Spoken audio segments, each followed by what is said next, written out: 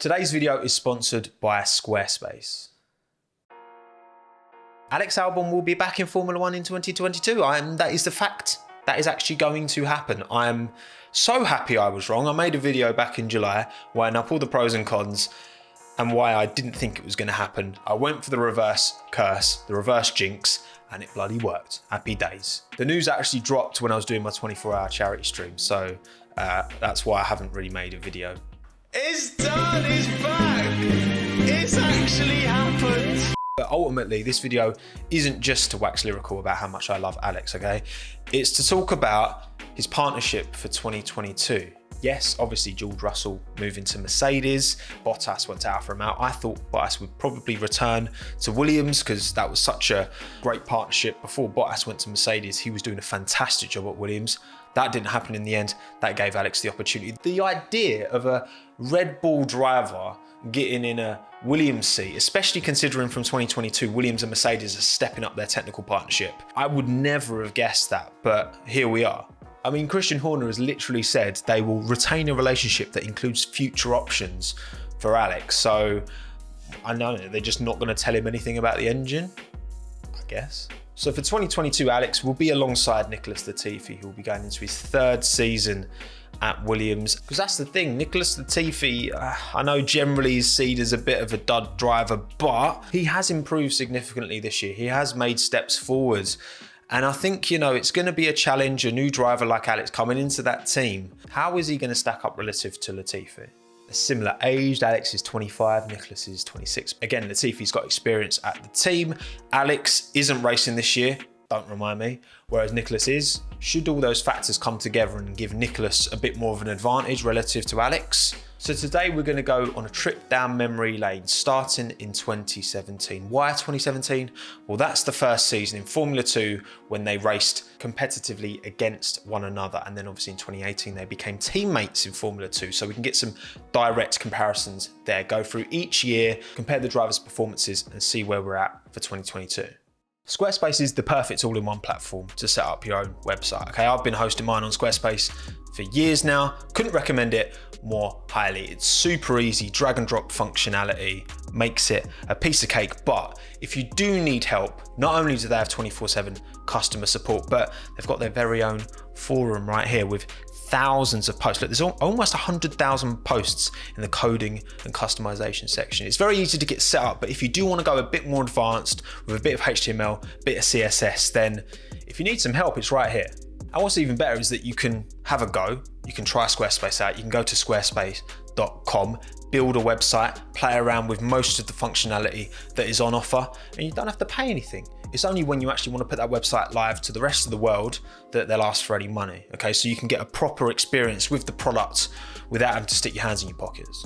Nothing to lose. And if you do get to the stage where you've got a website you're happy with and want to put it live, then use the discount code TOMMOF1 or give the link in the top line of the description a tap for 10% off your first website or domain. 2017 was Alex's debut season in Formula 2. Nicholas had raced the season prior in 2016 when the series was called GP2 and finished P16 in the Drivers' Championship. Now in 2017, as many of you will already know, Charles Leclerc ran away with that title. He finished 72 points clear. Alex would race for ART alongside Nobuharu Matsushita, and Latifi would race for Dams alongside Oliver Rowland. And both would actually end up being beaten by their teammates in that first season. So Rowland and Latifi P3 and P5 respectively, Matsushita and Albon P6 and P10. Alex and Nicky head to head, so Latifi managed 9 podiums all season, Alex just 2. Nicholas also managed a win at Silverstone. And then of course onto points, Nicky scored 178 points, Alex only managed 86. Granted, Alex did miss 2 rounds at Baku, he f***ed up his collarbone in a mountain bike accident, but even then it was very one-sided. Even if Alex had scored maximum points over that weekend, he still would have been nowhere near Nicholas. So comfortable dub in 2017, no question, 1-0 Latifi. Now, the 2018 F2 grid is notorious for being exceptionally packed with talent. Russell, Norris, De Vries, Giotto, Delatraz, Sete Camara, Albon, Latifi. But now both drivers had at least a year under their belts, and fortunes would change in 2018 for both drivers. See, Oliver Rowland left F2 at the end of 2017, which meant Albon moved over to Dams and became Nicholas Latifi's teammate. Identical cars for 2018. How would they perform? Nicky in his third season, Alex in his second. Well, the roles would very much reverse. Nicholas Latifi would finish P9 in the driver's title, Alex in P3.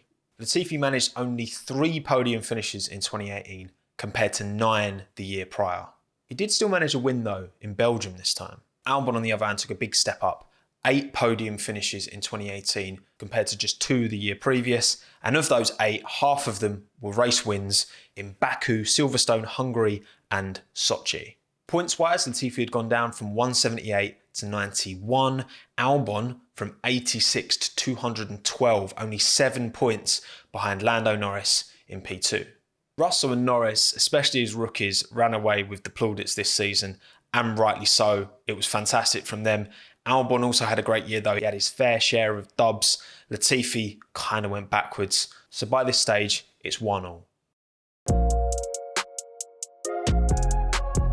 Now on to 2019. Alex Albon would of course make his Formula 1 debut at Toro Rosso alongside Daniel Kvyat. The move would have never happened if it wasn't for Daniel Ricciardo calling it quits at Red Bull, moving to Renault, and Gasly getting promoted to that Red Bull seat, and then Red Bull needing drivers to fill those spaces because Brendan Hartley got canned as well. So the stars very much aligned with him last minute and he got the F1 opportunity. Latifi, on the other hand, would stay in Formula 2 for his 4th season now, sitting alongside Sergio Satti as his teammate at Dams. With one in F1 and the other in F2, it obviously is much more difficult to compare their seasons, but I'm going to try and look at their performances and ascertain kind of who had the more impressive year of the two. Now, Latifi would have his most successful year in Formula 2 to date, finishing P2 in the Drivers' Championship behind Nick de Vries. He got 214 points in the end, which was 2 more than Alex had managed the season prior. 3 wins in the first 5 rounds of 2019 was an incredible start for Nicholas that season, but he'd only go on to pick up 1 more victory over the course of the rest of the season. He managed 8 podiums in total that year, finished 7 points ahead of P3 Luca Giotto and 10 points ahead of his teammate Sergio Sette. And then on to Alex. Now look, I've talked at length about his 2019 season, probably more because his 2020 was so bad. So it's something for me to hold on to, not gonna lie. His rookie year, in the first 12 races, Alex matched Daniel 6-6 in qualifying, 7-5 to Daniel in races. Alex managed 16 points, Daniel managed 27, with of course that iconic 3rd place at the German Grand Prix.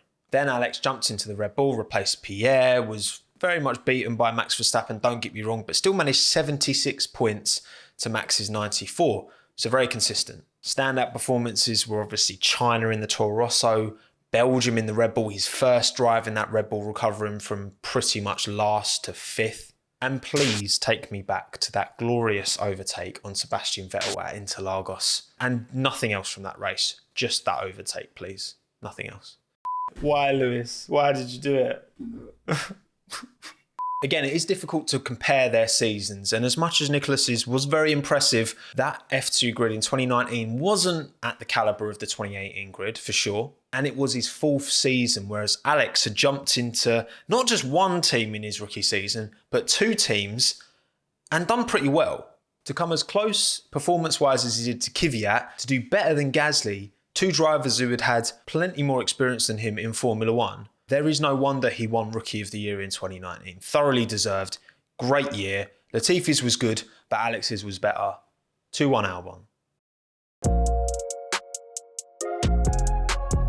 A year that, let's be real, neither driver had a great season.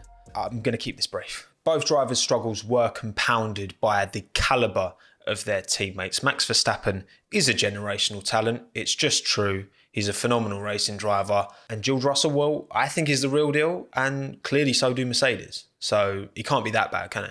But when you consider this was Latifi's rookie season, he managed 3 P11s, which technically, if it wasn't for George's Mercedes stint at Sakir, he would have finished ahead of George in the Drivers' Championship. Yes, he was convincingly outpaced by George and beaten in race most of the time, but the consistency of Latifi was pretty impressive. Yes, he had his fair share of ding-dongs, don't get me wrong, Austria into the barrier, but it's his rookie season, you've got to allow that. Alex, on the other hand, I mean, every time it looked promising, it would just be snatched because then it would just go wrong. And let's be real, even the two P3s he got came with a huge slice of fortuity. At Mugello, you had about 784 drivers DNF. And in Bahrain, he should have finished P4. It was only because Perez's engine blew up. I love the man, but support doesn't mean blind support. He had an absolute shocker in 2020. We're all very aware of that. So Latifi brings it back to 2-2. Alex, of course, lost his seat to Sergio, which was the right decision. You can't let a driver of Sergio's quality go without a seat when Alex had such an unconvincing performance in 2020. Of course, they made the right decision. Obviously, it was a shame he couldn't have stepped back into that AlphaTauri like Gasly was able to after his failed stint at Red Bull. But with Yuki Tsunoda coming through and Pierre driving so well, it just wasn't to be. And then Nicholas has obviously retained his seat for this year and has definitely made a positive step forward relative to George. I mean, Russell is still absolutely creaming him in qualifying. That average gap is 0.432 seconds. But then in 2020, that gap was 0.563 seconds. So that's something, I guess. Nicky's strength is definitely in race trim, no doubt. Like, he's not making these worldy races where he's driving through the pack and overtaking loads of people. But again, he's in a Williams. It's the 9th best car, if you ask me. Like, he's not got the hardware to do that. And he's not a driver at George's level because I think George is exceptional. He's very consistent. He's only had one DNF all season, and that was at Imola, where granted he did just drive into Mazepin. That was his fault, but that's, you know, the only blemish so far on his report card in terms of race DNFs anyway. Look at Hungary. Yes, I know a lot of people wiped out, but Latifi got his car in that position, kept himself in contention, kept Tsunoda behind him for ages at the start, and ended up bringing it home P7 with his teammate George in P8. In the rained-off Belgian Grand Prix, well, in qualifying, he managed to get himself in a Ferrari Sam, which is a great performance. Yes, I know George qualified P2. Granted, clearly that Williams was a decent car in the wet because that was Nicky's best qualifying performance. But at the same time, he still managed to get points for that. Credit where credit is due. And then at Monza, last race, like, Nicky deserved points. George got super lucky with the pit stops, managed to jump him, put Nicky back to P11 where George finished P9. Nicky had a much better weekend and would have merited a P10 finish for sure. And then back onto Alex. Obviously, he's not in the car, but as we all know, Red Bull are pretty well utilising him, recreating the crash at Silverstone. Dear me. As their sim/development/reserve driver. Christian Horner's been waxing lyrical about his influence. The amount of hours he's done in the sim has been insane. It's all part and adding to what we are managing to achieve on track this year. What I've been impressed with is the way he's embraced the role from the moment he was informed he was being dropped after Abu Dhabi last year. He's done a great job behind the scenes. He's been very involved in next year's car. He signed the Williams agreement and then was straight back to the simulator late in the evening, putting in the hours. That is all well and good though, but what about actual real racing? Well, if you follow DTM, you'll know that he's been driving alongside Liam Lawson for AF Course in a Red Bull branded Ferrari, which is just a fantastic collaboration. We'd love to see more of that. And I think he's had a great season. All right, he's jumped into sports cars for the first time. He's sitting P6 in the Drivers' Championship alongside all these other sports cars drivers who have numerous years of experience above him. One at Nürburgring, 2 P3 podium finishes as well. Really good job. Now, of course, Liam Lawson, the Red Bull rookie, is leading the championship. Albon's had a good year in DTM. Lawson's had a ridiculously good year in DTM. 3 wins, 4 P2s and a P3. That's credit to Lawson, not so much taken away from Alex, because when you look at the calibre of this field, for any rookie to jump in and be at the top, that's exceptional. I was always saying, I said it in my why I don't think Alex is going to get back into F1 video. I think Lawson is the Red Bull Junior with the most potential. And yes, he's not having a great F2 season. At the minute, he's sitting P8, but I still think he is Red Bull's next best thing because the drivers they're up against in DTM are no mugs. But I digress. Back to Nicky and Alex. Collectively, I think I have to give the 2021 dub to Nicholas. He's in F1. He's made a step forward. He's done a pretty good job this year. He's been far off the worst driver on the grid. You can't take it away, the progress Nicholas has made, which means going into 2022, according to me, Latifi's 3-2 up. So what's going to happen in 2022 then? I don't know. It's not happened yet. I haven't yet mastered time travel. But if you have, let me know in the comments down below what does happen. Latifi will be going into his 3rd year in Formula 1, all at Williams. His performances have been steadily improving relative to his, exceptionally talented teammate, and his consistency is a proper feather in his cap for sure. It may have been a slow start with his 4-year slog in Formula 2, but you've got to say as well, the wealth that the Latifi family brings will allow Nicholas the time to develop and become a better racing driver, like we've seen with Stroll, like we've seen with someone like Sergio Perez. Without that Telmex money early on in his career, he wouldn't have necessarily got the opportunities that he did. And now look at how good he is. Okay, not this year, but you know what I mean. Alex will also be coming into his 3rd season in Formula 1, having done half a year at Toro Rosso and then a year and a half at Red Bull, obviously. Alex will be coming into a new team, so a lot of unknowns there, new environment, new people to get used to working with. That's a whole dynamic that we don't see that as viewers. We don't see any of that really. Like that all goes on behind the scenes. Yes, he's been in the Red Bull sim, but that can't replace actual racing in Formula 1. It just can't. So if you ask me, Albon's going to beat Latifi in 2022. Oh, look, shock. Tommo said he thinks Alex is great. You're so biased. You think he's the best. Shut up. And look at their head-to-heads in 2018 in F2 when they are in the same car. Alex convincingly beat Nicholas. And yes, you could say, yeah, but in 2017, Nicholas was faster than Alex and they're spec cars. Ask anyone who knows the know about Formula 2. That series isn't anywhere near as spec and equal as they like to make out it is. Okay, if you've got the money, you can definitely get the best car. Alex also had a far more impressive debut season in 2019. True, it was always going to be difficult for Nicholas to show anything in 2020 when he made his debut season at Formula 1 because the Williams was still pretty bad. But Alex was very good in 2019. I thought he was very good. And then obviously Alex's 2020 struggle. Look, I'm sorry, I feel this way. I feel like the fact that Sergio Perez has come into that Red Bull and is qualifying over half a tenth off of Max. He's only finished in the podium positions twice out of 14 races. A driver with over 10 years experience in the sport. That kind of definitely to an extent vindicates not just Alex, but also Pierre, their struggles in that car. Because if Sergio Perez can't come in and hit the ground running in that Red Bull, who can? He was like most people's driver of the year last year. Rightly so. Like him and Pierre for me were 1 and 2. This Red Bull is the best Red Bull relative to the rest of the field they've had in the turbo hybrid era. Yet Sergio, again, only 2 podiums and is a mile off in qualifying and better in the race, but still not at Max's pace. For me, there is definitely more to it than these drivers just being slower than Max. And don't get me wrong, right? Verstappen fans, I know some of you have had a go at me because you think this point is to downplay Max. Not at all. Max is better than Perez, is better than Albon, is better than Gasly. No question. But surely then you've got a driver of this quality. You can't blame Red Bull for putting all their eggs in that basket when Max, because Max is that good, because they want to enable him in the same way that Ferrari enabled Schumacher, in the same way that Mercedes have enabled Hamilton. Latifi has shown more consistency, I think, than Albon throughout the course of the career. But again, when you look at the expectations put on Latifi when he jumped into Williams, that car was at the back of the field, and obviously his dad's business is a big part of that team, so the pressure has to be less compared to Alex, who jumped into a Toro Rosso in the midfield battle and then jumped into a Red Bull in his rookie season and still did pretty good.